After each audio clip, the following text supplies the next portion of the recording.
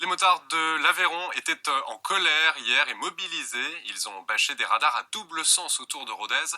Une manière de protester contre une politique de sécurité routière qui investit plus dans des outils de répression que de prévention, disent-ils. Floréal Toralba, Dominique Cantrel.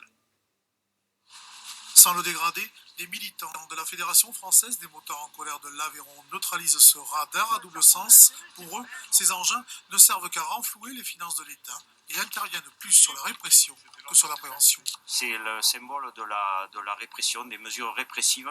On nous oppose toujours des mesures répressives sans jamais travailler sur les infrastructures, sur la formation, sur le réel problème de sécurité routière qui est le comportement des usagers. Cette action anti-radar est une opération départementale. Régulièrement, la FFMC organise ce genre de manifestations publiques pour sensibiliser les citoyens, mais les militants interviennent aussi et surtout dans les établissements scolaires.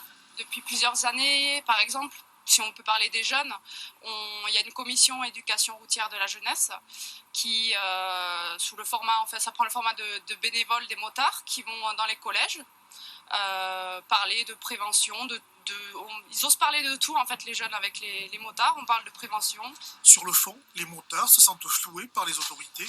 En octobre dernier, au Conseil interministériel de la sécurité routière, leurs propositions ont été retoquées alors qu'elles avaient été acceptées quelques mois plus tôt, ce qui a déclenché une série d'actions pour l'année 2016.